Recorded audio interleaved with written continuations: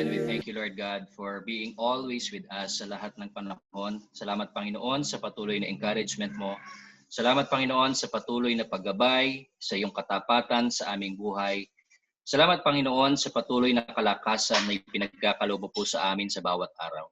Thank you, Lord God, for all you've done for us. In Jesus' name we pray. Amen and amen. Wow, napakasarap pong magpuri sa Panginoon, no? Lahat ng mga ating mga naging problema ay nawawala sa kanyang presensya. All those fears, all those frustrations melt away in the presence of God. At ngayon naman po, dadako tayo sa ating communion. And let's remember the finished work of Christ, all the blessings that God did for us, mainly because of the finished work back there at the cross. So let us listen to Pastor John. Siya po ang mamumuno sa atin para sa ating communion. So pakiready na lang po yung ating mga elements, yung ating tinapay at yung ating inumin. And together, let us celebrate the Lord's Supper. So Pastor John, magandang hapon sa iyo. Hello, magandang hapon po sa ating lahat. And, welcome po ulit sa ating online worship service. Ngayon po ay ating pong ihanda ang ating inumin at tinapay. At tandaan po natin ang Lord's Supper, no? Ginagawa po natin to hindi bilang isang ritual, kundi ito ay isang paalala, no, sa ginawa ni Jesus sa atin at isang blessing na matatanggap natin sa atin. And tandaan din natin, every time when we partake of the bread, we are declaring that Jesus' health and divine life flows in our mortal bodies. And when we partake of the cup, we are declaring that we are forgiven and have been made righteous. So kunin po natin ang ating tinapay.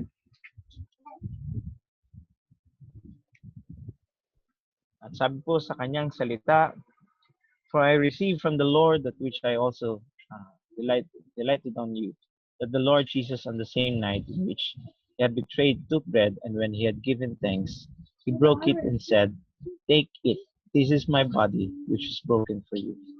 Do this in remembrance of me.'" Let us pray to the Lord. Thank you, Father, for the gift of your Son. By the stripes that fell on his back, my body is healed from the crown of my head to the very soles of my feet. Every cell, every organ, every function of my body is healed, restored, and renewed. And I believe and I receive in Jesus' name. Let's eat the bread.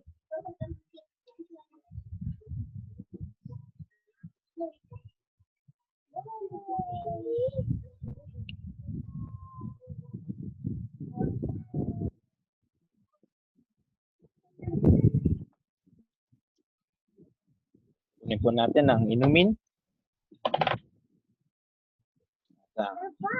Basahin po natin ang kanyang salita.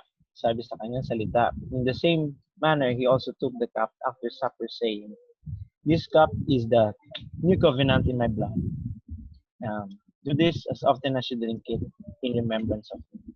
For as often as you eat this bread and drink this cup, you proclaim the Lord's death till he comes.'" Let us pray to the Lord. Lord Jesus, thank you for your precious blood. You're sin-free and disease-free, poverty-free. Life is in your blood. And your shed blood has removed every sin from my life.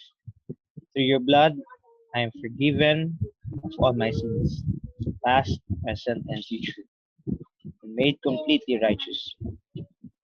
Today, Lord, I celebrate and partake of the inheritance of the righteous, which is preservation, healing, fullness, and provision. Thank you, Lord Jesus, for loving me. In Jesus' name we pray. Amen. It's all good.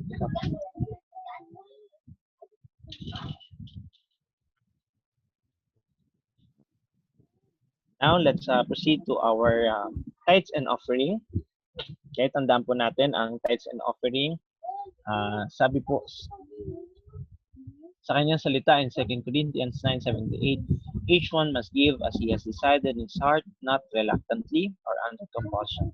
For God loves a cheerful giver, and God is able to make all grace abound to you, so that having all sufficiency in all things at all times may abound in every good work. So ginagawa po natin itong ambagan na to dahil inilalagay po natin ito sa ating pagsamba, ang pagkakaloob, dahil ito po ay isang pagpapahayag ng ating pasasalamat sa mga biyayang tinatanggap natin o tatanggapin natin sa ating Diyos. No? So ito po ang pamamaraan kung paano po tayo makakapagbigay ng ating tithes and offering sa ating GCash. Ang number ay 0977-844-4499. Po, tayo po ay manalangin ngayon sa ating Panginoon. Panginoon Diyos, we thank you so much, O God, for another chance for us na kami ay magkasama-sama muli sa aming pagsamba namin sa iyo, Panginoon. And we pray that all our offerings given today are out of love. So we experience your blessings every day, and your blessings are always given to us freely and with ultimate love. Panginoon, we thank you for your love. Love us all of the way to the cross. May we love you enough to give you what is already yours. Bless these tithes and offerings today. We love you. In Jesus' name we pray. Amen.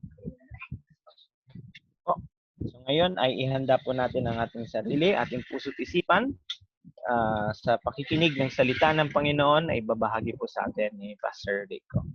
Pastor Rico, magandang hapon po ulit sa iyo.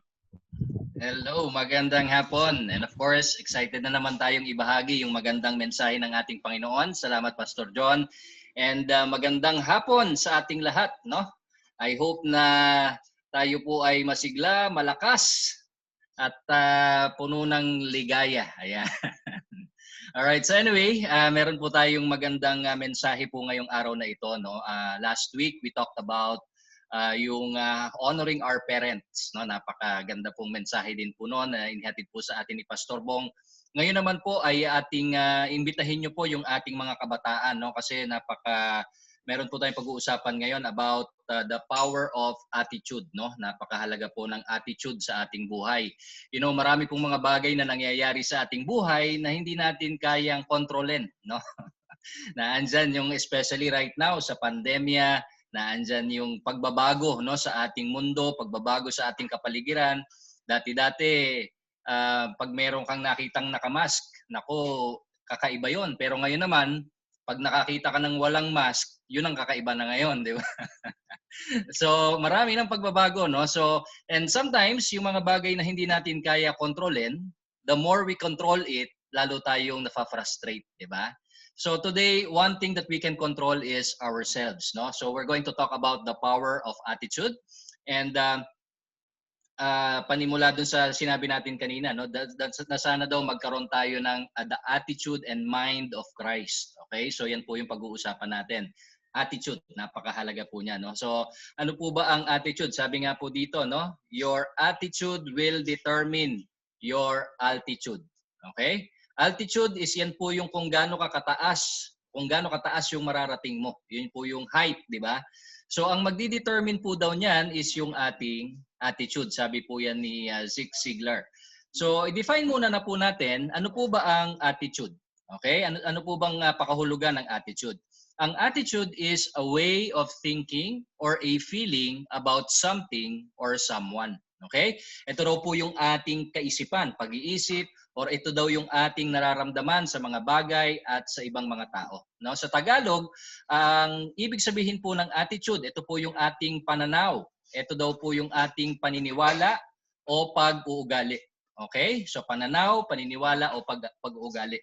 Ito po yung kung paano natin makikita yung mga bagay, no? Yung ating opinion sa mga bagay-bagay. So yan po yung pag-uusapan natin ngayon, attitude. But before we proceed, tayo po muna ay manalangin. Heavenly Father, we praise you and we thank you, Lord God, for all your goodness sa aming buhay. Salamat, Panginoon, for your word that gives us life. Salamat, Panginoon, na sa araw na ito ay mapapakinggan namin ang iyong mga salita na nagbibigay sa amin ng kalakasan, kapayapaan, kaligayahan sa aming buhay. Buksan mo po ang aming puso't isipan, hayaan mo nakatuon kami sa iyong presensya at sa iyong salita. And thank you, Lord, for the encouragement that will come out of your word. In Jesus' name we pray. Amen and amen. All right. So, attitude. Ayan, ano po ba yung ating attitude? Now, meron pong dalawang klaseng attitude. Merong magandang attitude at merong hindi magandang attitude. Siyempre, pag-uusapan natin is yung attitude na maganda, no? Na binigay sa atin, pinagkaloob sa atin ng Panginoon. And, we may be confronted with a same situation. But depending on our attitude, the outcome can be entirely different, no? So pwede tayong magkaroon ng isang sitwasyon, pero depende sa ating attitude, pwedeng magkaroon din ng ibang resulta yan sa ating buhay. So ito po yung nangyari, no, sa story ng 12 spies, no? Yung story ng 12 spies. Naku, nabura ko yata yung una. Ayan. Alright, so anyway, dito muna tayo, babasahin ko na lang po muna, no, yung story of the 12 spies. So ang storya po nito, si Moses ay inutusan ng Panginoon. Okay, the Lord now said to Moses, send out men to explore the land of Canaan, the land I'm giving to Israel, to the Israelites. Send one leader from each of the 12 ancestral tribes. So Moses did as the Lord commanded him. He sent out 12 men, all tribal leaders of Israel, from their camp in the wilderness of Paran. So, as you know, nakalabas na po ang mga Israelites from bondage, no, sa Egypt. Ngayon, nangako ang Panginoon sa kanila that I will bring you to a land flowing with milk and honey. Ang tawag po doon is yung promised land. So, in their journey, nakita nila tong Canaan, no? So, nandito na sa lugar ng Canaan. Naandun pa lang sila sa may boundary, okay? So sabi nitong ng Panginoon kay Moses, magpadala ka nga ng mga tao doon, i-explore mo, mag-probe kayo, i-examine nyo, tingnan nyo nga yung ating yung Canaan, no, the land that is flowing with milk and honey. So after exploring the land for 40 days, ayan, okay. So nandoon na yung pangako, no? Sabi ng Panginoon, explore the land of Canaan, the land I am giving to the Israelites. So the promise is already there. Ito na daw yung lugar na ipagkakaloob ko sa inyo. Okay, kaya lang tingnan nyo muna kung ano yung naandon, sabi ng Panginoon kay Moses. No? So true enough, ayan po yung nangyari. Pinadala po ni Moses yung 12 spies. No? After exploring the land for 40 days, the men returned to Moses. Okay? Aaron and the whole community of Israel at Kadesh in the wilderness of Paran. They reported to the whole community what they had seen and showed them the fruit they had taken from the land. This was their report to Moses. So after 40 days ng kanilang pagpuprobe, yung 12 spies na yon, bumalik na po sila kay Moses para ibigay ang kanilang report, no? At ito po yung report nila. Sabi, we entered the land you sent us to explore, and it is indeed a bountiful country, a land flowing with milk and honey.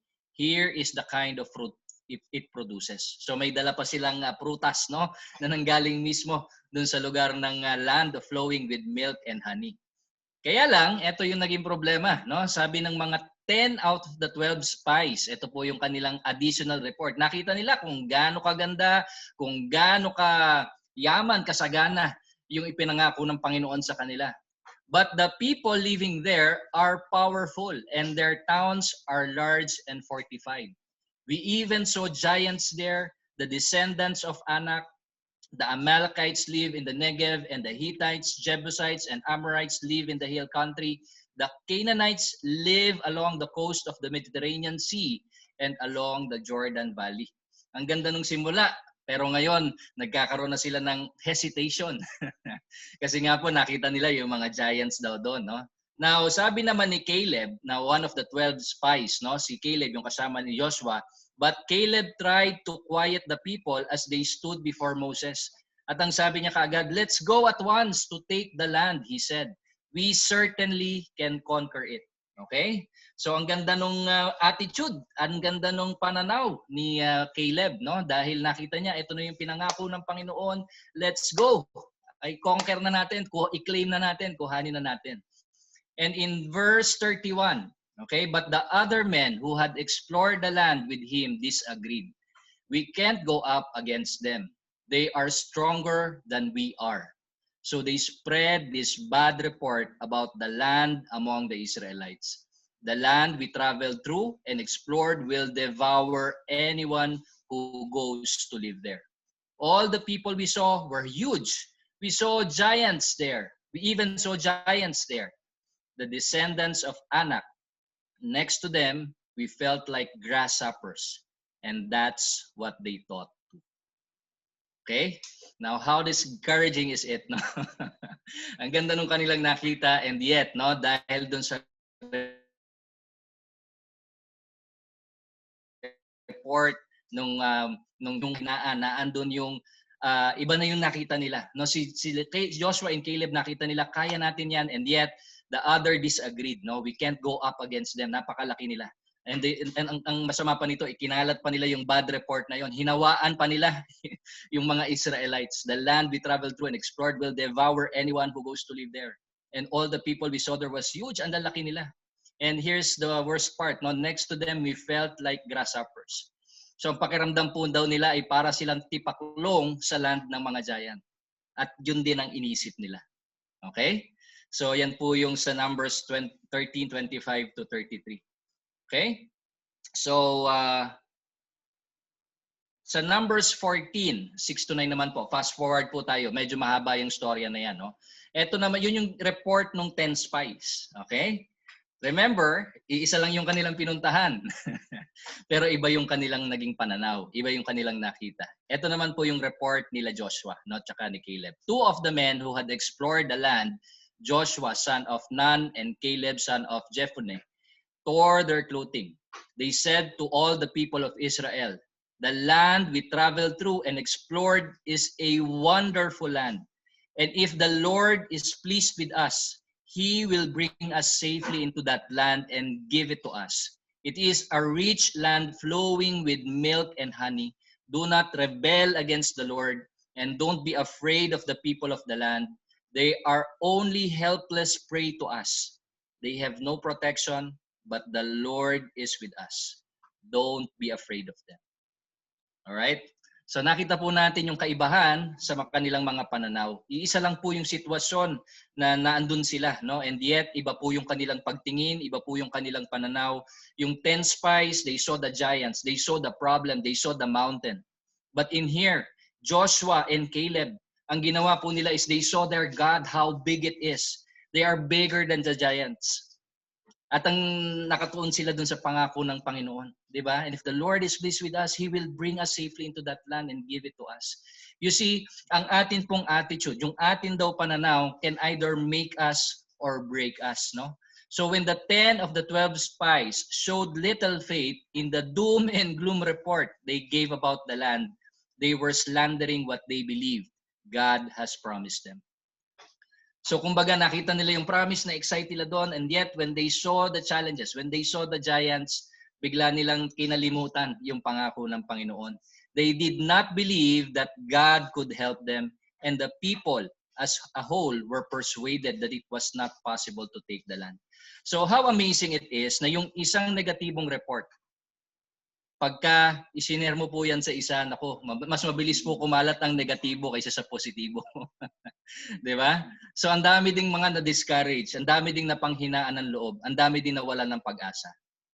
At ito po yung nangyari. No? So as a result, the entire nation was made to wander in the desert for 40 years until almost the entire generation of men had died.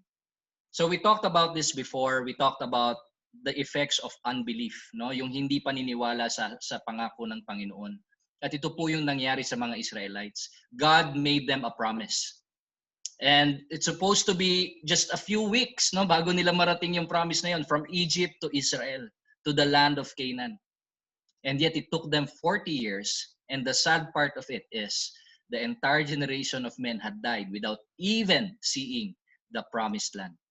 But Joshua and Caleb were the two spies who brought back a good report and believed that God would help them succeed. They were the only men from their generation permitted to go in the promised land after the time of wandering. You see, they saw the same situation, but they respond differently. Okay? They all receive what they believe. Ano man daw yung kanilang nakita, ano man daw kanilang tinanggap nila, ay kung ano yung pinaniwalaan nila, yun daw yung natanggap nila. Okay? So ano po ba yung pinaniniwalaan natin? Be very careful of what you believe in, no? Now, very important po dyan is the way we see things, no? Our way of thinking. How can we have the right attitude? Yan po ang ating pag-uusapan ngayon. So unang-una, base dun sa ating nabasa, no? Change the way we think. Baguhin po muna natin yung ating kaisipan. Iwanan po natin yung mga thoughts of defeat, yung thoughts of lack, thoughts of poverty. Ito po yung mga gusto ng kaaway sa ating buhay. Remember, ang mga pangako ng Panginoon, di ba? Sabi niya, I have come that you might have life and have it abundantly. Hindi pinangako ng Panginoon na maghihirap ka dito sa mundong ito. Ang sinabi niya, you will live life abundantly. Sagana. Yan po ang pangako ng Panginoon. Kaya lang, ang problema po dyan is ang unang inaatake ng ating kaisipan, ng ating kaaway ay ang ating kaisipan. Kasi alam niya, pag mali ang isipan mo, mali rin ang pamumuhay mo. Okay? So it's very important ang kaisipan. May kasabihan nga po tayo, empty our cup, no? Particularly dyan sa mga maling kaisipan. Sabi nga po sa Romans 12:2, don't copy the behavior and customs of this world, but let God transform you into a new person by changing the way you think. Then you will learn to know God's will for you, which is good and pleasing and perfect.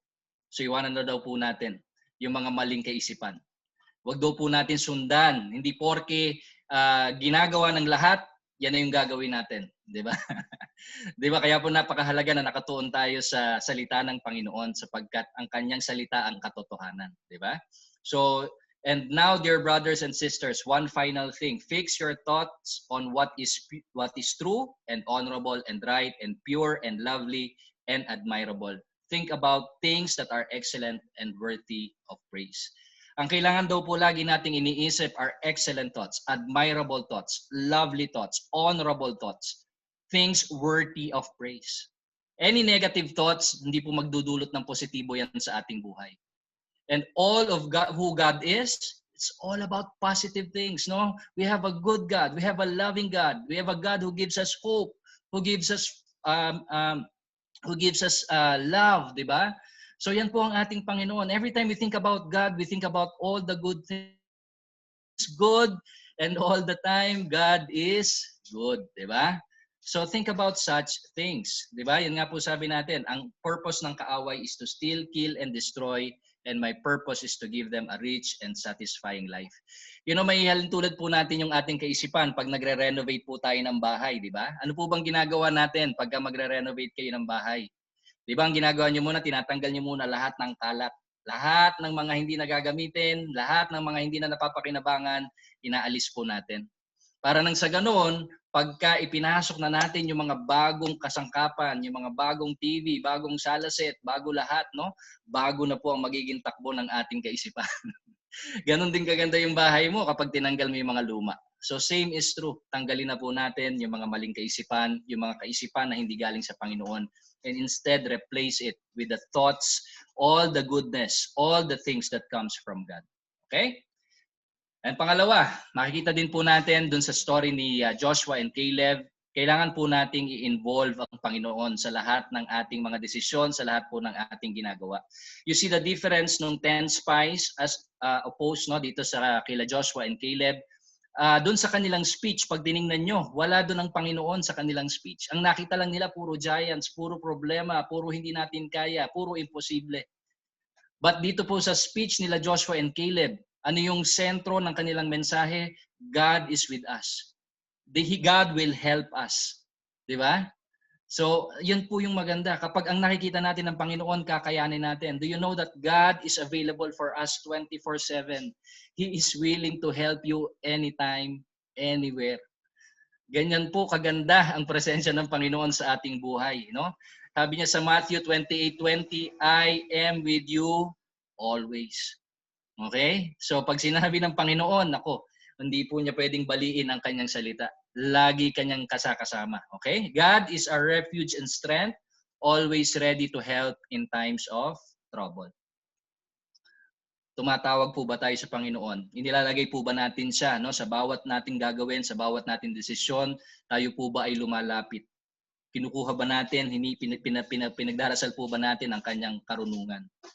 At ang maganda po dyan, an assurance na nasa iyo ang Panginoon is the moment you accepted Jesus Christ as your Lord and Savior, He has given you His Spirit. Pinagkaloob niya sa iyo ang banal na Espiritu, ang Espiritu ng Diyos. Sabi diyan, and the Holy Spirit helps us in our weakness. For example, we don't know what God wants us to pray for, but the Holy Spirit prays for us with groanings. Okay? So remember this. Diba? The same Spirit that rose Jesus from the dead lives in you. Okay? So in moments of defeat, sometimes you get discouraged. Remember that. You have that Spirit of God in you. That same Spirit that nakpagbangon, nagbigay buhay sa ating Panginoon, that rose Jesus from the dead, lives in you, lives in us. How amazing is that? You have that Spirit in you. Okay? So, another thing. Next, how can we have the right attitude? Always find the good things in everything. You know, there are always two sides of the coin. Merong good side, merong bad side, no? Sabi nga po ni Napoleon Hill, behind every adversity is an opportunity. Sa bawat daw pagsubok, sa bawat daw problema darating sa ating buhay, meron daw diyang pagkakataon, meron diyang oportunidad. Again, ano po ba ang ating tinitingnan? Yung problema o yung pagkakataon? Okay? Just like what Joshua and Caleb reported, they also saw the giants. But more than that, they know that God is much bigger than the giants. So see beyond your mountains and know that what the enemy meant for evil, God will use it for your good. Hanapin po natin kung ano yung mga magagandang bagay na ipinagkakaloob sa atin ng Panginoon. Okay? So always find the good things because when you see good, you will receive good as well. Okay? Now, another thing, have an I can do this attitude. Dapat ganyan daw po ang ating mentality. Ganyan daw dapat po ang ating kaisipan or pananaw, no? The I can do this attitude. Na pag may dumating sa ating isang bagay, wag po natin kada-isipin na hindi natin kaya, na unworthy ako. Sometimes yan po kasi yung mga thoughts na yan, di ba? When you think you can, you are right. No? When you think you cannot, you are also right. Sabi po ni Henry Ford. Tama nga naman, di ba? Pag inisip natin na kaya ko, tama ka. Pag inisip natin na hindi ko kaya, tama ka rin. Alright? Sabi nga po sa kanyang salita sa Philippians 4:13, it says, I can do all things through Christ who strengthens me. And I hope that we truly believe this word. No? Hindi lang po yan natin binabanggit. It's nice to say. But you know what? Believe this deep in your hearts. Galing po yan sa salita ng Panginoon.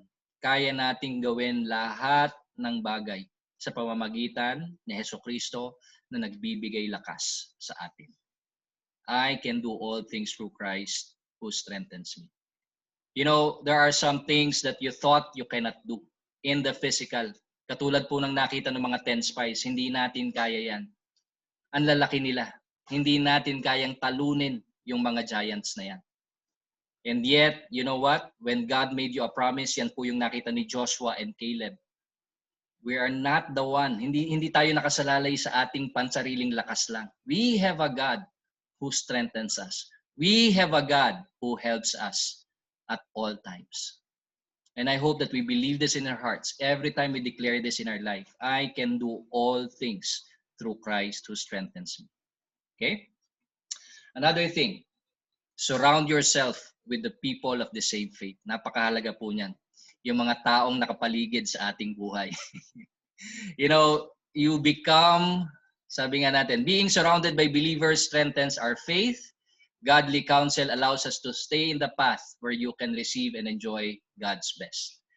So sabi nga po natin, di ba, piliin po natin ang ating mga kaibigan. Hindi naman po sinabi dyan na pabayaan natin yung mga hindi magaganda yung ugali, di ba? Let us be an example to them, no? Hindi naman po natin sila ignore, but of course, spend more time sa mga tao na nag-encourage sa iyo, nag-uplift sa iyo, sa mga tao na nagpapaalala sa atin about the God that we have. Okay? So very important po yan because you become the people you spend the most of your time with. Ulitin ko po yun. You become the people or the person you spend the most of your time with. Kung sino daw po yung lagi nating nakakausap, nakakasama, nagiging ganun din daw po tayo, no? Yun po yung nagiging resulta sa ating buhay. So, halimbawa, 'di ba, pagka ang kasama mo lagi is yung mga mahilig mag-chismis-chismis, 'di ba? Katulad ng mga nasa Israelites, yung mga 10 spies, no? Kumalat na ng kumalat yung bad report, 'di ba? Kapag ang palagi mong kasama is yung mga chismosa, nagiging chismosa ka na rin, 'di ba? Pero pag ang kasama mo is yung laging yung nagtatagumpay sa buhay, yung may magandang pananaw sa buhay, yung merong magandang pagkilala sa Panginoon, then eventually nagiging ganun ka rin. So remember, what you feed your mind will become your reality, and it will shape your future. Our input becomes our output. So ano man daw yung ating laging natatanggap, ano man daw yung lagi nating naririnig, lagi nating nakikita, yun din yung ating inilalabas sa ating buhay. Okay? And another thing, have an attitude of gratitude. Okay, napakahalaga po nito. We've talked about this several times, no? Sabi po sa 1 Thessalonians 5:16-18, always be joyful, never stop praying. Be thankful in all circumstances, for this is God's will for you who belong to Jesus Christ. Okay? Again, always be joyful, never stop praying. At sa lahat daw ng bagay, let us give thanks. No? Be thankful in all circumstances, for this is God's will for you who belong to Jesus Christ. Okay? So, napakahalaga po niyan. Whenever you're depressed, list down all the things that you are thankful for. Okay? Sulat nyo po. Lalo na pag nalulungkot kayo, nako, lagyan nyo. I'm grateful for a roof over my head. I'm grateful for my friends and family. I'm grateful for the food that I have on the table. Ito, maraming natutuwa dito. I'm grateful for the Wi-Fi, internet access. I'm grateful for my health, a warm home. You know what? As you list this down, pansinin niyo po, nawawala yung inyong discouragement, nawawala yung inyong depression. Why?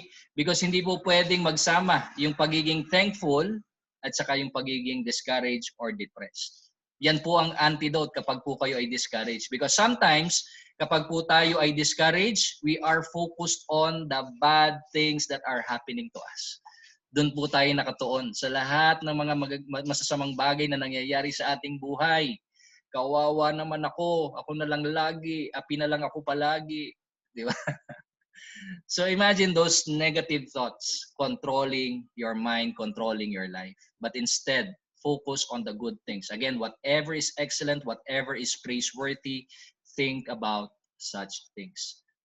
Every morning when you wake up, di ba? Nakakatuwa po that, God has given us another day to live. The fact na nakikinig ka pa ngayon dito is ibig sabihin merong pang magandang purpose, merong pang magandang plano ang Panginoon sa buhay mo. Because kung wala ka na dapat dito, di ba? So think about this, di ba? Sabi nga, every gising is a blessing, di ba? Every gising is a blessing. So when you work, thank God for your job. Minsan kasi, ang hirap naman ng trabaho, ang dami nating complaints, yung boss ko, blah, blah, blah, ganyan. But you know what? Think about the blessing ng Panginoon. God has given you the power to create wealth. Thank God for your job. Di ba? And tingnan mo, pagka nagkaroon ka ng thankfulness attitude, then mas maganda yung nagiging performance mo, mas nagiging maganda yung pananaw mo. Stop complaining and see the blessing. Okay? When you drive, traffic, lalo na ngayon, bumabalik na naman yung traffic, no? Thank God, meron kang sasakyan. When you walk and jog, thank God, I am strong and healthy. Miski malayo yung nilalakad mo, pasalamat ka pa rin sa Panginoon dahil meron kang paa. Nakakalakad ka, malakas ka. When you are washing the dishes, kapag naguhugas po kayo ng pinggan, salamat Panginoon, pinakain mo po kami ngayon. Di ba? So minsan kasi merong mga, alam mo na, masama ang loob pag naguhugas ng pinggan. So ibahin natin yung pananaw. Baka makatulong po sa inyo yan na mas magkaroon kayo na mas masarap na paghuhugas ng pinggan. Ayan. And when you are cleaning the house, thank God for we have a home, di ba? So there are always two sides of the coin, di ba? When your husband is watching the TV the whole day, nanonood lang siya ng TV araw-araw, pasalamat ka pa rin kasi at least nasa bahay siya, di ba? Hindi siya nagliliwaliw.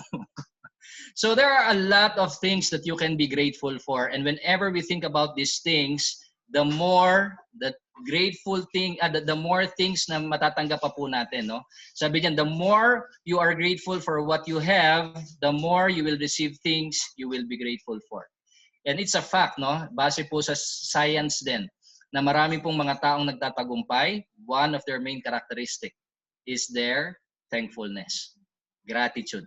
Okay, may mga research po dyan. So be thankful in all circumstances, for this is God's will for you who belong to Jesus Christ. Okay? And lastly, never give up.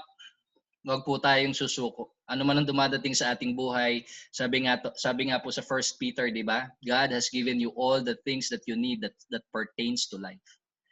And by the way, hindi kanya bibigyan ng isang problema na hindi mo kakayanin. Okay? Never give up. God will not allow things to happen in your life that you cannot handle. Okay? Never give up. Just keep on moving on. Sabi nga po sa Galatians 6:9, let us not become weary in doing good, for at the proper time you will reap a harvest if you do not give up. What a wonderful promise. Huwag daw po tayong titigil gumawa ng mabuti. Huwag daw po tayo titigil na magtanim, no? Magtanim ka lagi, magtanim ka ng salita ng Panginoon sa ibang tao, magtanim ka lagi ng mabuting gawain, magtanim ka ng anuman ang pinagkakaloob sa iyo ng Panginoon. Anuman yung blessing na tinatanggap mo, itanim mo sa iba, 'di ba? Let us not become weary in doing good. At ang kanyang pangako, sa tamang panahon, tayo po ay aani. Alam niyo po, ang magandang picture po nito is yung halaman or yung puno, 'di ba? Yung puno, tatanim mo lang minsanan yan, di ba? And then eventually, alagaan mo pagdating ng panahon. Yung abundance ng puno na yan, bunga na lang ng bunga yan, di ba? You will reap a harvest.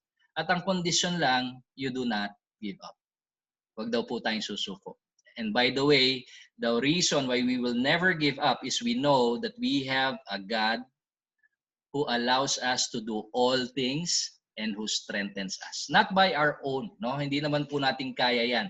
Kung tayo lang, matagal na tayong sumuko. Pero buti na lang, meron tayong pag-asa dahil sa ginawa ni Jesucristo sa ating buhay. Okay? So, yan lang po, no? Have the right attitude, change the way we think, involve God in all your decisions, always find the good things in everything, have an I can do this attitude, surround yourself with people of the same faith, have an attitude of gratitude, never give up, and with God on your side, you will soar high. Okay? With God on your side, you will soar high. And I just want to leave this. Ang isinimulan po nating verse. And this is my prayer to you. May the God who gives endurance and encouragement give you the same attitude of mind toward each other that Christ Jesus had, so that with one mind and with one voice, you may glorify the God and the Father of our Lord Jesus Christ. Magandang hapon po sa inyo, and may God bless you. Amen and amen. All right. So I hope that you get blessed, no, sa salita po ng Panginoon, and especially at this time, no, napakahalaga po ng tamang pag-iisip, tamang pananaw, no, para po tayo po ay lalong umangat, no. Ito pong problema na pinagdadaanan po natin, hindi po yan dapat nagpapabigat sa ating buhay, but instead dapat po yan ay nagpapaangat sa ating buhay. All right? So anyway, dako naman po tayo ngayon sa pagkumusta, no, sa ating mga kasamahan po dito. Pwede ba nating pastor, pwede bang i-facilitate mo yung pagkumusta sa ating mga kasamahan? Okay, so magandang hapon po ulit sa ating lahat, at purihin po ang Panginoon, no, sa pagbibigay niya sa atin ng magandang mensahe. Sa pamamagitan po ni Pastor Rico. Salamat, Pastor Rico, sa iyong mensahe about having a right attitude, no? So yan po ang tandaan natin. May mga iba po siyang mga binanggit po dito, no? Para magkaroon tayo, no, or having a right attitude is to change the way we think and involve God in all your decisions, and surround yourself with people of the same faith, having an attitude of gratitude, and never give up. So yung mga bagay na yan, mahalaga po yan sa buhay natin. Ito po po yung mga dapat nating panghawakan sa araw-araw. And especially yung pagkakaroon talaga ng ating attitude of gratitude. So, ibig sabihin, ano man ang sitwasyon natin, ano man ang kinaharap natin sa buhay, lagi po tayo dapat magpasalamat sa ating Panginoon. Kagaya ni Paul, si Paul actually, yan ang meron na talagang attitude of gratitude. So, lagi siya nagpapasalamat sa Panginoon, even sa kanyang mga kapatiran, ay lagi rin siya nagpapasalamat. So, I pray to the Lord and we hope na talagang gampanan natin, no? At makuha natin ito yung mga ganitong attitude. But of course, importante yung pagkakaroon talaga ng Diyos sa atin. Siya yung magbibigay sa atin at siya yung tutulong sa atin. Okay, so purihin po ang Panginoon sa oras na ito, sa araw na ito sa atin. And I hope na tayo po ay na-bless ngayong araw na ito. And now, let's give time po sa bawat isa para makapagbigay din ng pasasalamat sa ating Panginoon, no? For the past week na naman mga biyayang pinagkaloob ng Diyos sa atin. I think this is the time na makapag-share tayo ng ating pasasalamat sa ating Panginoon. And meron mga tayong gusto mong sabihin or i-add about our message today, no? So, ito yung time. Sige po. And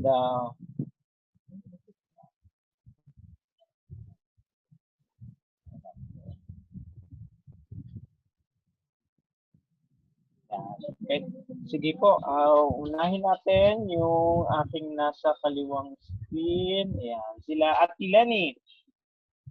Ayan, hello Ate Lenny. Kamusta po? Magandang hapon po sa inyo. Kamusta po kayo?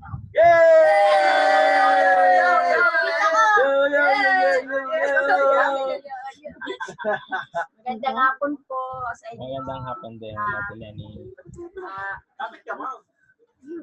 Napakaganda po ng mensahe sa atin. Attitude check. Tine-check ng ang bawat isa sa atin ang ating mga pag-uugali. Lalo na ngayon, pag oras ng worship, ang mga tao, kung ano-anong ginagawa, lalo na yung mga kasamahan ko, nawawala. Kaya sana yung magandang mensahe ni Pastor Rico ay talagang kalabitin ang mga puso at isipan nila, hindi lamang sa pamilya ko, sa bawat members na hindi ang kahit online din tayo, hindi natin dapat isang tabi, magkaroon din tayo ng time to worship God. Even though it is online, kailangan din natin magbigay ng time. Pero sobrang namimiss ko na po talaga yung ating face-to-face. Ang ating pag-worship kasi magdi-December na, wala pa tayo sa ating church. So, purihin ang Panginoon at napakabuti niya sa bawat isa sa atin dahil saan man tayo magpunta ay nagtatanim tayo. Makapagsalita ka lang, makapagbigay ka lang ng mensahe sa ating kapwa na mahal tayo ng Panginoon ay malaking bagay na po yun. Tulad nga po yung isa kong kaibigan, medyo may edad na po yung nanay niya, pero sad to say na yung nanay ay magkukumit ng suicide. Dahil nga sa paliwanag ko na sa binahagi kong salita ng Diyos sa kanya, nagbago yung isip niya dahil marami siyang problema sa asawa niya. Dinadaig, sabi ko, ang problema maliit lang yan. Ang tignan mo ang Panginoon. Dahil ang Panginoon ay mas malaki sa ating problema. Salamat sa Diyos at sa maikling salita ko na yon ay nag-iba yung direksyon ng isip niya. Hindi na siya, kumain na siya at nagbago yung isip niya na hindi na siya magpapakamatay dahil nga problemado siya sa asawa niya. So yung binibigay nating salita ng Diyos, may kapangyarihan talaga yung salita ng Diyos. Talagang buhay at makapangyarihan. So, salamat sa Diyos dahil yung naalala ko ngayong binahagi ko na yun sa kanya, nag-going straight na po yung asawa niya. So, purihin ang Panginoon dahil ang tao talaga kasalanan dito sa ibabaw ng lupa.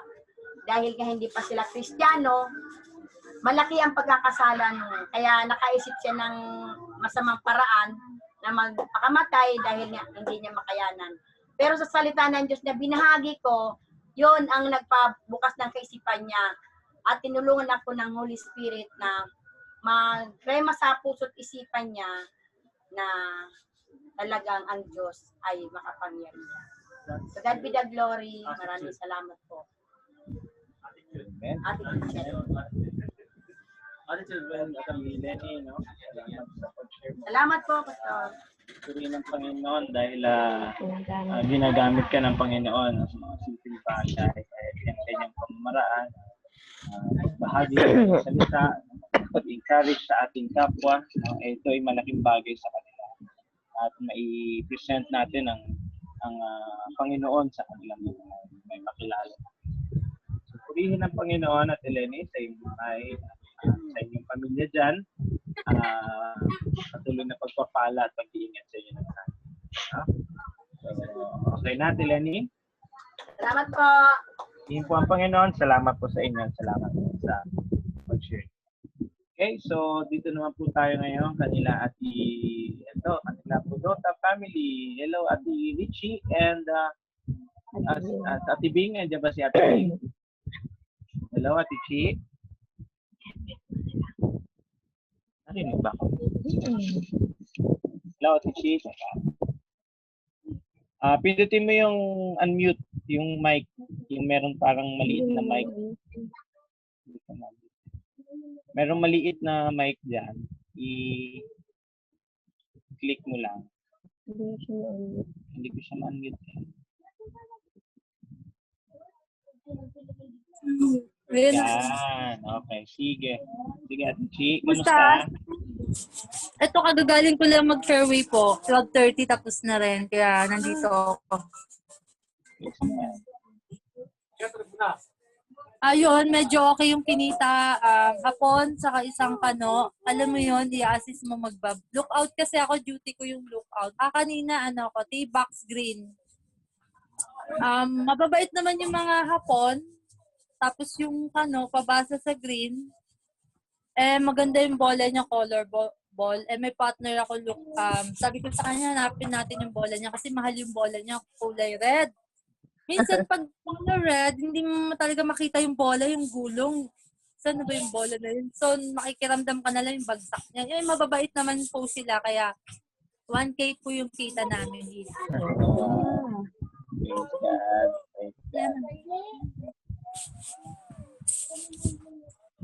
Yun nga po, kagabi, dumating yung tatay ko, mga magte-10, and lasing, nakainom, may kasama siya dalawa. So, gusto ko siyang pagsabihan kasi nga po, nakakotse sila and babalik sila, umuwi sila ng 12, nakainom. Ayoko naman pagsabihan kasi baka ako pa yung maano kaya quiet na lang ako. And yung susi ng gate, binigay na sa akin, may hawak na ako ng susi. Praise Gate God naman sa po. taas, yung sa taas niya? Nakakadaan kami doon. Kasi may shortcut kasi kami dito. Pag manggagaling kami kina Bingbing, may shortcut doon na daan Okay. And thanks God, binigay na yung susi. So makakalipat na kayo sa taas. Di ba? Andun yung kapatid kong bakla. Yung half-brother ko nandun sa taas. Yun ang gwardiya ko, binabantayan ako pas. Okay. At least may kasama kayo. May guard ako. Alam mo na yun. Hindi ko alam yun. Hindi ko alam. Sige. Hindi. Yung ba? Kailangan magpa-good girl ba? Ayun, thanks God naman. Nakadungaw sa bintana. Kano yung ginagawa namin sa baba? Pass. Si CJ tulog pa Hindi siya nakakasama kahapon. Okay Ate lang. Bing. Nandiyan ba si Ate Bing? Nasa Southwoods pa. Mag-double work daw siya. Sabi ko, Okay. wala nang darating. Okay. Maganda po yung mensahe ni Brother Rico. Nakakaano naman. Natatamaan ako. Medyo natamaan ako. Good message. Meron naman talaga yung pag-uugali natin na ako yung ugali ko naman as person ko, sa personality ko, prangka naman ako. Kaya lang minsan talaga may nakakainis na, diba, alam mo yun, na gano'n. Pero, natural lang naman na gano'n. Pero, nasusunod na araw, okay na, gano'n. Kasi, gusto kong sabihin na gano'n And, times naman na, yung module, medyo, mahirap pala maging teacher pass sa mga bata. Ako yung nasagot sa grade 1 ko Minsan hindi ko alam yung sagot. Paano ba to, di ba? Yung grade 9 ko, pass. Yung grade 9 ko, sariling aral siya. Ayaw niya magturo sa dalawa. Ayaw niya, lumihilig-hilig siya kasi dami rin niyang ginagawa. Ang dami kong ginagawa. So, wala magawa ako. Minsan naman wala kaming pasok. Kagaya bukas, wala akong pasok. Bukas yung school, ang turo ko sa module. Okay. Ayun. Kaya lang, yung bunso ayaw magsulat. Tamad pa magsulat pa. Turuan mo, unti-unti, matututo rin naman. Minsan, utusan ko pa nanggigigil na ako. Yung may kunting batok, mahina naman. Ayusin mo sulat ko. Pak! Ayun lang po. Thank you.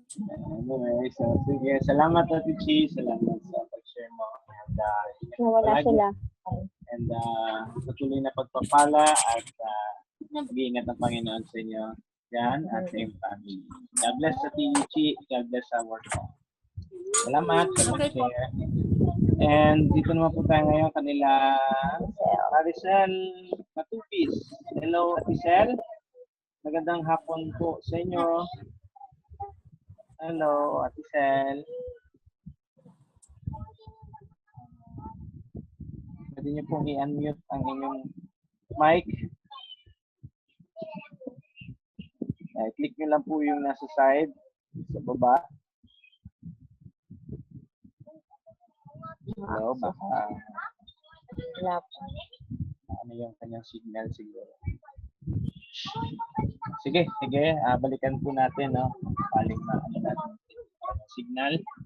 Dito naman po tayo kay Ate Mucha. Hello, Ate Mucha. Magandang hapon sa'yo. Hello, Ate Mucha. Narinig ba?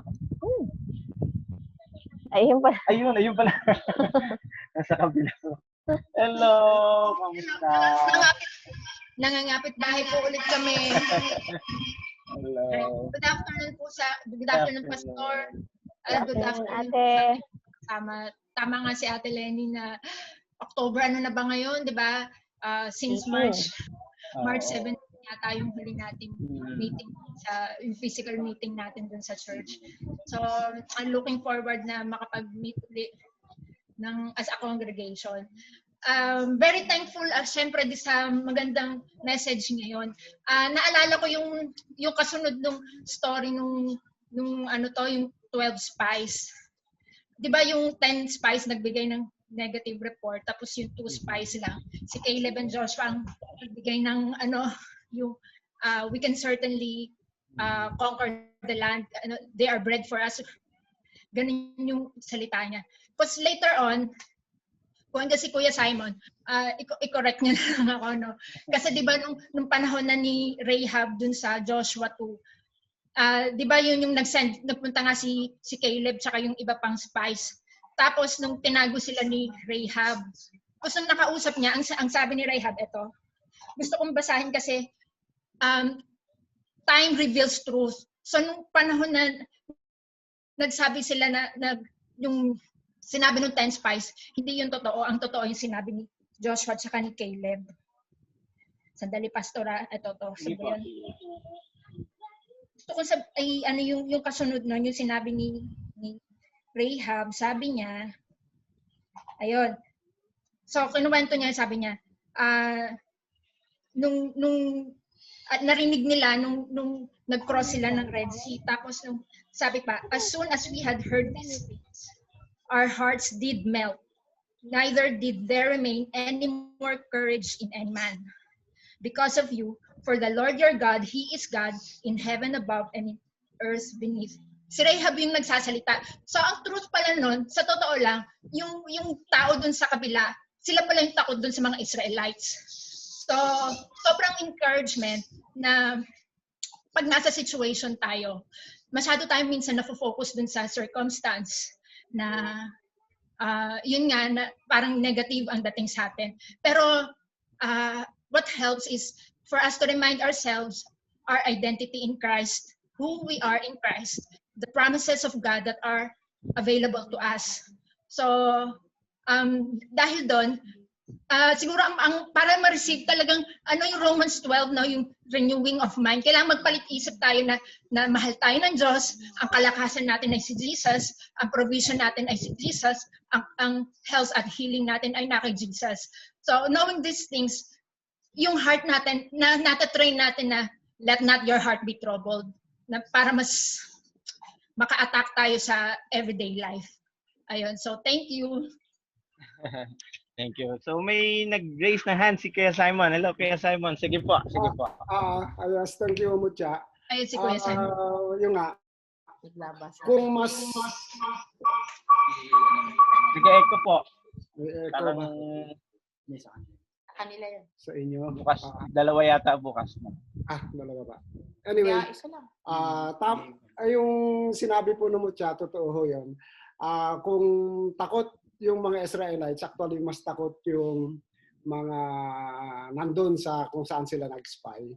And sabi pa, hindi lang yung pag-cross ng Red Sea, actually, you defeated 5 kings along the way. Kaya takot na takot yung nandun sa Jericho dapat. Jericho. Sa Canaan. Now, yung pagpunta actually nung pagpunta nung spies doon sa land,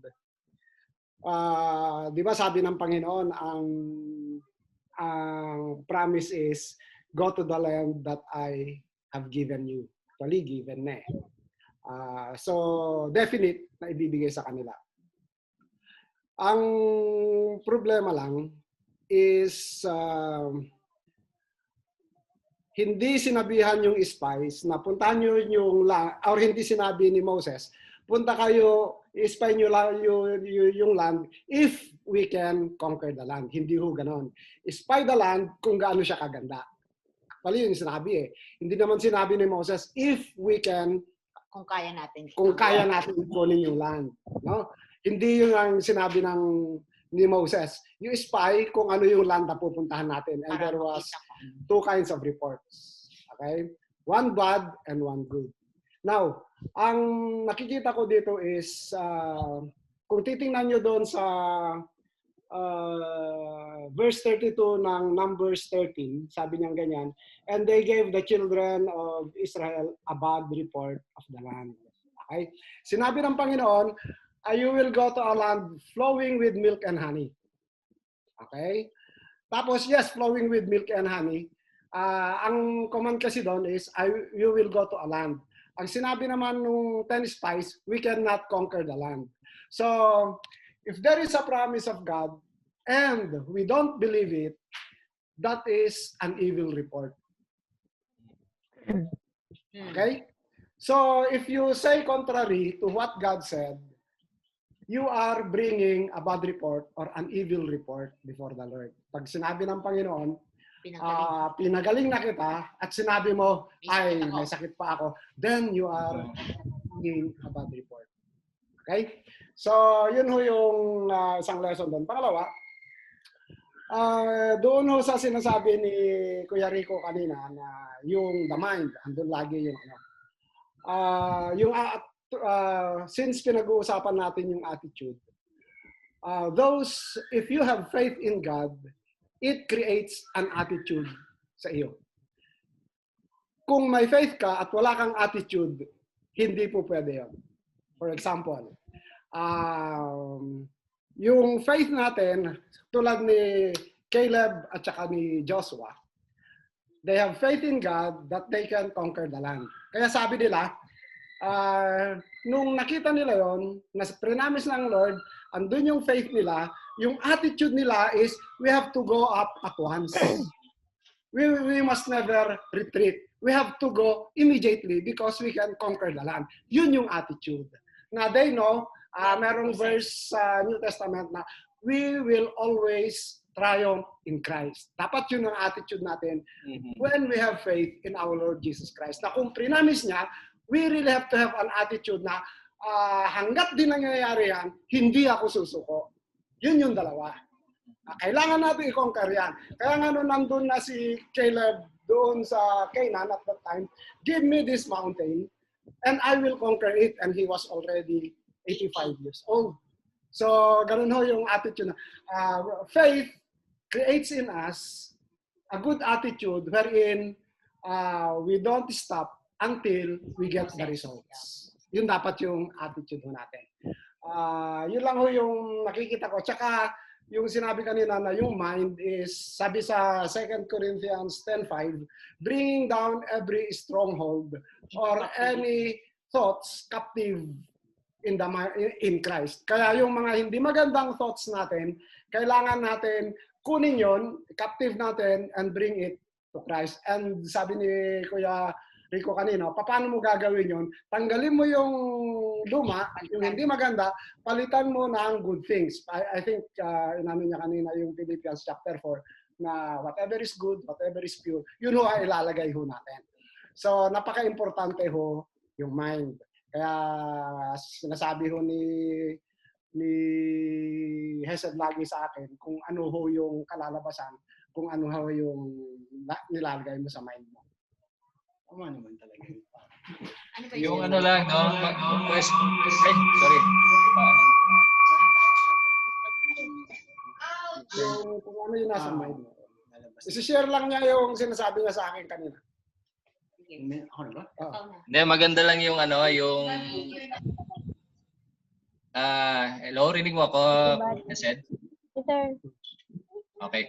Anyway, yun kasi yung sinabi doon kanina, no? Do not rebel against the Lord, sabi ni Caleb. So ibig sabihin, pag hindi din pala natin pinaniniwalaan yung kanyang mga pangako, is considered as rebellion na rin sa Panginoon.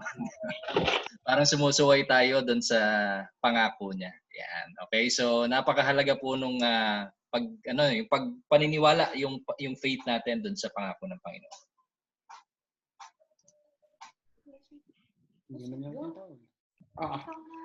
Yun nga yung sinasabi ni Hesed kanina na kung ano yung nasa mind mo, kung ano iniisip mo, ano yun? Kanina may natandaan lang ako sa mga napakinggan ko po. One of na discuss ni Brother Rico is we need to surround ourselves with people of faith, di ba? So, pumatak sa akin dun is, ano ba yung exposure natin? Because yung exposure po natin, napaka-importante po yan na it can determine our attitude po yan eh. So, kailangan po natin malaman, na-expose ba ako sa good things or sa mga bad things? Sabi po ni Apostle Paul in Corinthians, bad company corrupts good moral. So, tignan po natin saan tayo expose lagi. Kasi, our exposure will later on lead to something. May process po yan on how natin ma-achieve yung gusto nating attitude. Like, when we are engaged to the right exposure, it would lead to right thoughts sa ating isipan. And then our right thoughts will lead to right emotions. And then our right emotions will lead to right decisions. And then our right decisions will then lead to right actions. Our right actions will lead to right habit, and our right habit will lead to right character or attitude. So yun lang po yung dinidiscuss ko kanina kay Papa na napaka-importante po ng ating mga exposure. Kaya lagi niya sa akin sinasabi na lagi mong piliin ang iyong mga kaibigan. Always choose your friends wisely, and napaka-importante yan because it can really define our attitude and later on our altitude katulad ng sinabi ni Brother Rico. Yun lang po. Yes. Idagdag ko lang. Pagdating ho sa company, from the very start, sinasabi ko na kay Hesed at kay Moriel, you have to choose your friends, yung company, kung sino yung sasamahan mo. Kasi actually, unang-una hong book sa Psalms, Psalms number 1, Psalms chapter 1. Blessed is the man who walks not in the counsel of the ungodly, nor stands in the path of sinners, nor sits in the seat of the scornful. So dun pa lang nakikita na natin na you have to choose to whom you go with. Kung sino dapat mag-surround sa'yo. But his delight is in the law of the Lord, and in his law he meditates day and night. So we have to be with people who are of the same faith and who have the same thinking as ours. So sa Psalm chapter 1 pa lang, sinabi na niya agad yung importance ho ng company. Okay? So yun lang ho siguro yung gusto kong sabihin when it comes to choosing your friends and companies. Yun lang po. Okay, salamat kay Simon and Hesed. And wala na bang dadagdag si Ate Alma? But anyway, thank you, no? At maganda sana kung andito rin yung ilang mga youth natin, no? Arinig sana nila itong mensaheng ito. Mahalaga talaga yung pagkakaroon ng mga kaibigan, masasamahan natin talaga, no? Especially dapat mga Kristiyano o mga nakakilala sa Panginoon talaga. And yeah, so purihin po ang Panginoon for sa karagdagang kaalaman at karunungan na pinagkaloob sa atin. Ngayon po ay tuloy po tayo ngayon sa ating mga ayun, hello. Ayun, sige. Kuya Bong, hello. Magandang hapon sa inyo, Kuya Bong and Ate Lala. Kamusta po kayo? Magandang hapon. Magandang hapon. Kamusta po? Discussions lang, and then marami tayong natutunan. Naway marami rin tayong may apply sa ating buhay, especially sa mga kabataan.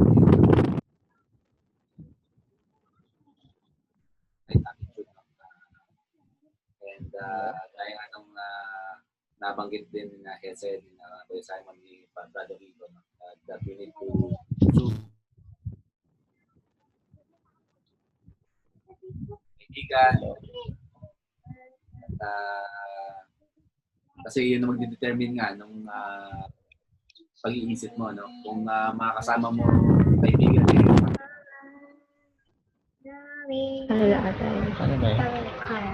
Hello, Kuya Bong. Kuya, hello. Nawawala ata po ang inyong audio? O ako lang? Wala ba? Hindi ko, nawawala po yung tunog, yung boses mo.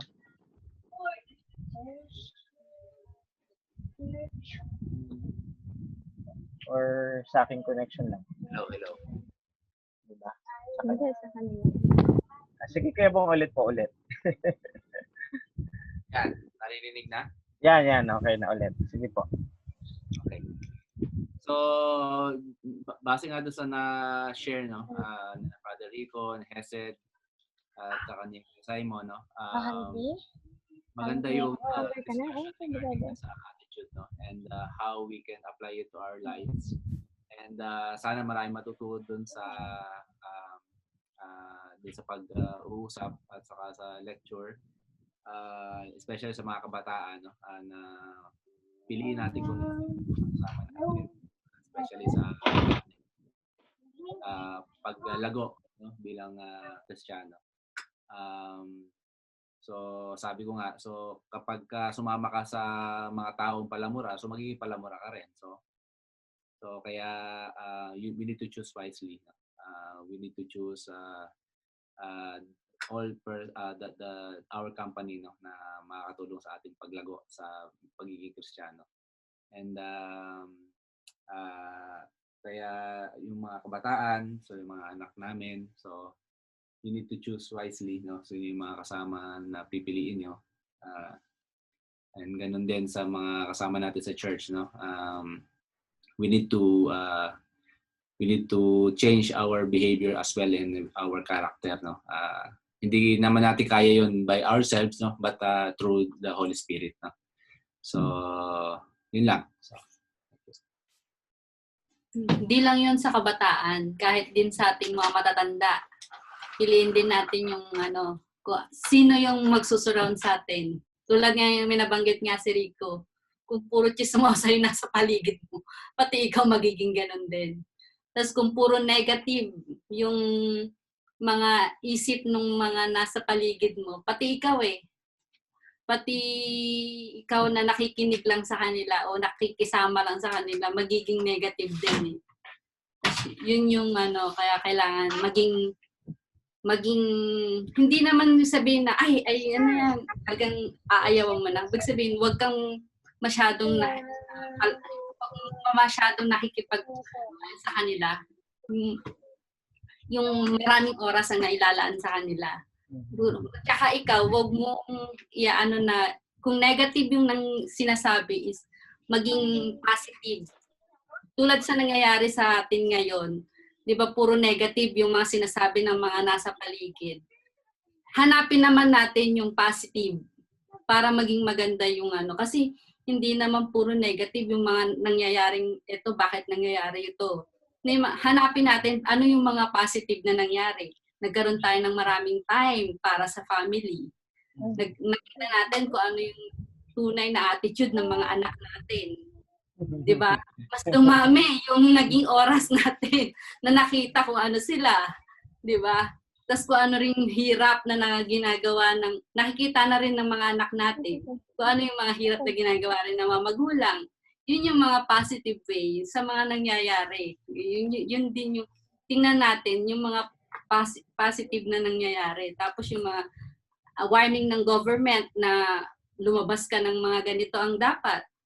Tingnan natin yung positive. Bakit ginagawa yun ng gobyerno natin? Diba? For our safety. Yun yung, kasi ako madalas yung naririnig lagi sa social media, yung mga ganun. Na huwag tayong makisali sa mga naririnig natin na negative. Hanapin natin lagi yung positive. Kasi yun yung magiging sinasabi nga na, anuhin natin yung attitude. Attitude natin.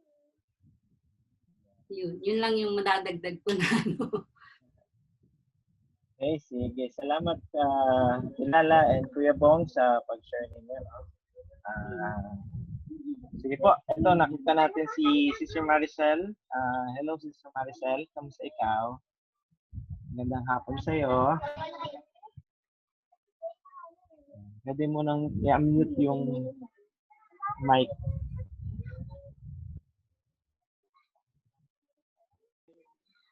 Yan. Hello po. Hello. Ay, Hello, Pat. hello. Hello. Hello. Hello. Akin lang Hello. yata. Hello Sige po. po, hello sis. Sige, sis. Okay, magandang hapon po sa lahat. Naririnig ako, Pas? Okay sis, sige. Malinaw naman. Okay. Yes po. Bali po, napakaganda pong message sa bawat isa sa atin kasi po, totoo pong napakahalaga yung dapat nating samahan na tao. Hindi naman kasi pwedeng tayo yung madala or tayo yung magdadala sa kanila. Paano kung tayo yung nadala at hindi tamang tao yung hindi maganda yung napuntahan natin? Possible talaga na mapariwara or hindi maganda yung kalabasan ng pagsama natin sa kanila. Kaya pero ano lang po, meron kasi akong friend na si Ate Pink. Natutuwa ako kasi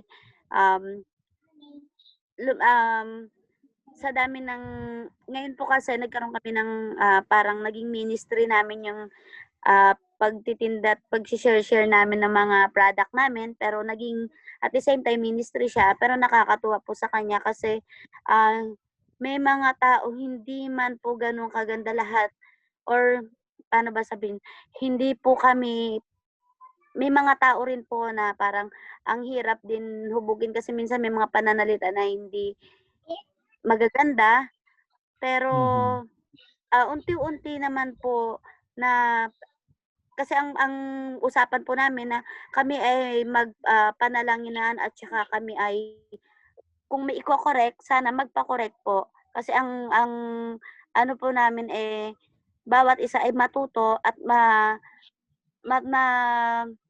kumilala sa Diyos, kumilala na at maging malapit. Lalo na ngayon sa sitwasyon po natin ngayon, mas lalong kung kailangan natin ng Lord, mas lalong-lalo na ngayon sa sitwasyon na nangyayari sa mundo natin. So, blessed naman po ako kasi natututo rin po ako na nag-share dun sa mga taong kasi ang dami pa rin imbes na pumunta halimbawa po sa mga magiinuman or kung ano mang ano, pero at least may mga taong nagbabantay din sa amin at napagsasabihan kung ano yung mga dapat gawin. At ganun din po sa mga anak namin na kung paano, kasi syempre po bumabase lagi minsan sa matatanda kung anong parang nakasanayan nila na ginagawa.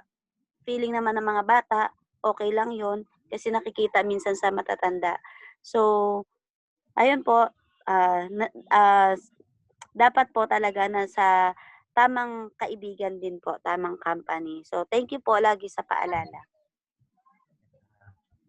Okay, praise God, praise God. Salamat, sister. Salamat, sis, sa pag-share mo, no? At patuloy na pagpapala sa inyo ng family niyo ng Panginoon at pag-iingat sa mga bata. Online ba sila? Online ang school nila? Yes po, na sobrang busy kasi mas mahirap pa nga daw ngayon, Pastor, gawa ng sobrang daming activity lalo na dun sa mga college. Nai-stress at si Robbie, pinagpe-pray ko rin po sana na pala na si Robbie kasi, mama, titigil na ako, hindi ko na kaya. Sabi niya. Nahirapan daw siya. Ito naman nakuwag kasi sayang yung taon. Kaya mo yan. Oo nga. Yeah. Nahirapan yung mga college, hirapan. Anyway, so yeah, kakayanan naman yan at saglit na lang din naman, ilang months na lang din naman, matatapos na rin naman no, itong school year na to. Okay, so thank you, sis. Thank you sa pag-share mo and God bless sa inyo dyan sa family mo. Okay, sige, dito po tayo kanila, Kuya. Yes, thank you, sis. Dito tayo kanila, Kuya Ruel. Hello, Kuya Ruel. Magandang hapon po sa inyo. Hello. Hello po. Magandang hapon. Yan. Hello, Ate Sheila. Magandang hapon po. Yeah, si Sheila ang speaker namin. Speaker of the house. Yun nga yung sinasabi ni Hesed kanina na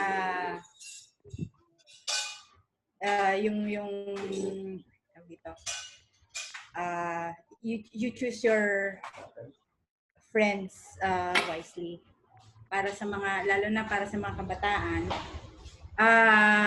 Toong-totoo yan kasi malaki ang impluwensya ng ng mga friends sa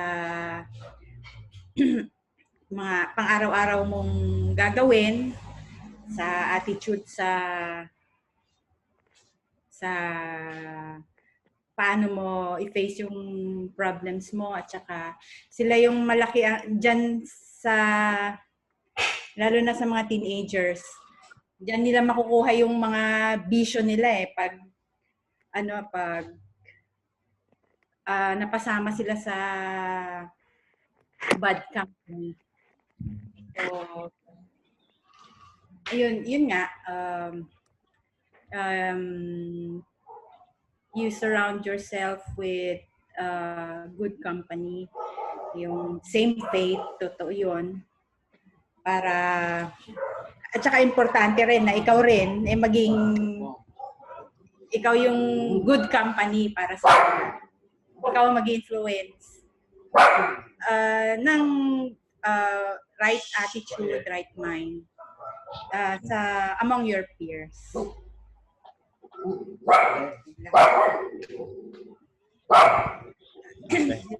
Okay po.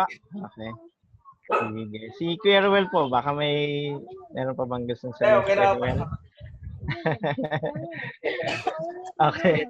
Sige po. Thank you, Kuya Ruel. And thank you. Salamat po sa inyo dyan. And God bless po sa inyong family. No? And sige po, dito naman tayo kay Kuya June Manaog. Hello, Kuya June. Magandang hapon po sa inyo. Good afternoon. Hello, good afternoon po, Hindi na Kuya ako June. pinaka-mobile na kasi ko eh. Okay lang, Kuya. Sige po. So anyway, so thanks do sa message, Brother Rico. Katulad nga ng binanggit ko sa message, we must think, dapat we have yung right thinking saka yung right attitude. So we can live our life to the fullest. Naalala ko tuloy yung illustration dati, yung binanggit namin dati about sa leadership. So meron kasi yung illustration na yung half glass, filled. Kasi dalawang nakikita doon, yung mga pessimists o yung mga negative thinkers, nakikita nila doon sa half glass filled half empty, Nakikita nila yung mga negative things, nakikita nila yung mga problems. Pero on the other hand naman, if you have the right attitude, meron kang positive thinking, ang nakikita mo ay yung good things, yung positive things, saka yung opportunities, Hindi mo nakikita yung problema. Nakikita mo yung opportunities at nakikita mo siya half filled siya, hindi siya half empty.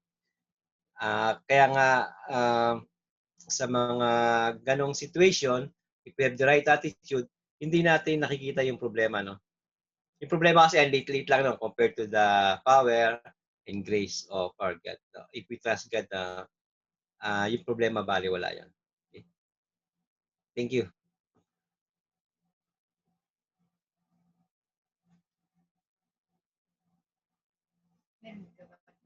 Narinig ba ako? Yes, yun. Si Pastor ang nakamute. Pastor, nakamute ka. Hello. Sorry. Nakamute pala ako. Sorry po. Ayan. Kaya pala. Anyway, so thank you, Kuya June. At salamat po sa pag-share. Ingat po sa inyo. And kay Ate Lisel, na God bless at patuloy na panalangin po sa kanyang father. Continuous healing po sa kanya. Si Lisel daw. Okay. Ay, thank you po, sabi ni Lisel. Hindi na po, thank you po. Thank you daw. Okay. Sige. You to pray for his father. God bless. Sige po, Kuya June. Thank you so much sa inyo. And God bless po, So, meron pa po ba tayong hindi na tawag? Kuya Rico, may gusto ko pa bang i-add or? Wala na, Pastor. Yun lang. Salamat sa pakikinig ng salita and I hope may apply natin yan sa ating buhay.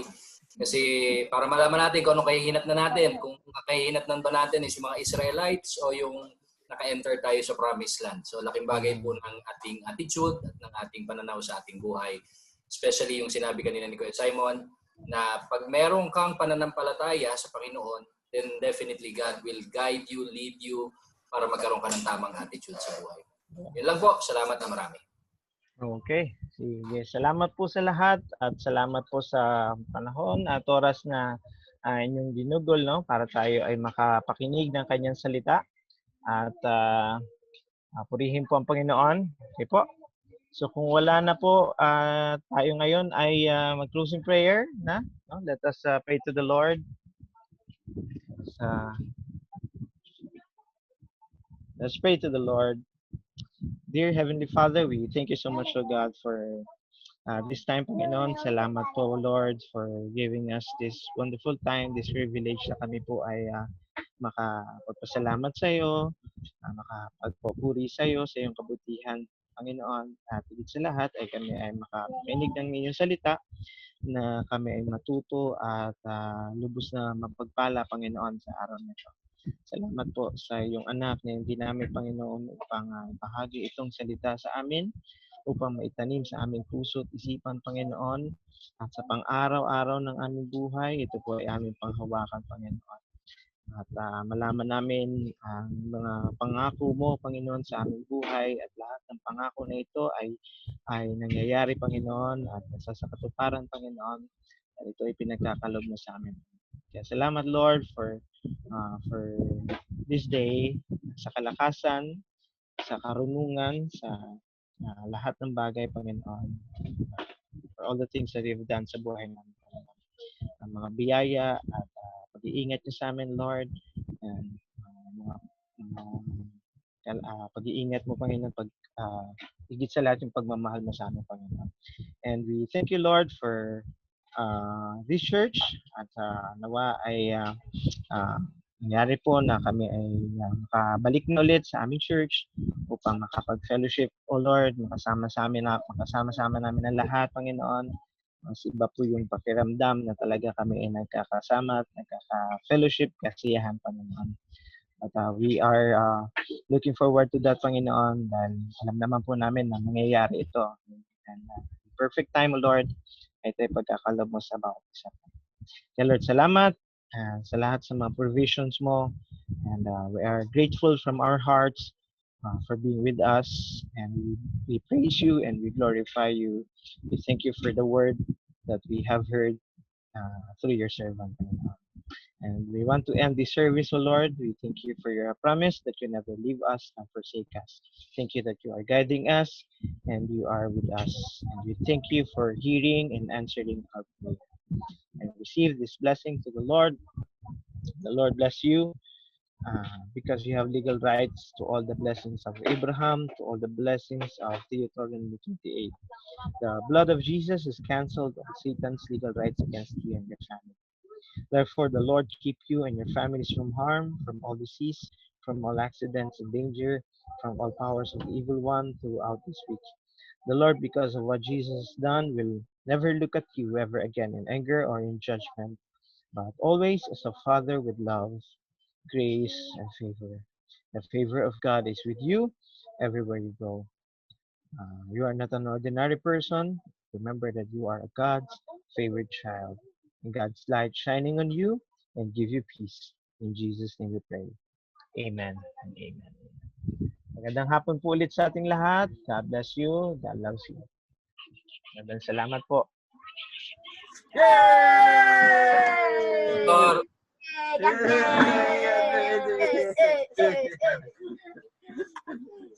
Bye-bye! Ate Alma, hello Ate Alma, may ano ba tayo? Ay, malis na sila Ate Alma. May ano ba tayo, Kuya Rico? May fellowship ba after na to? Sabi ni Ate Alma? Sabi niya, post ko na lang ulit yung ano. Okay, sige Kuya. Thank you.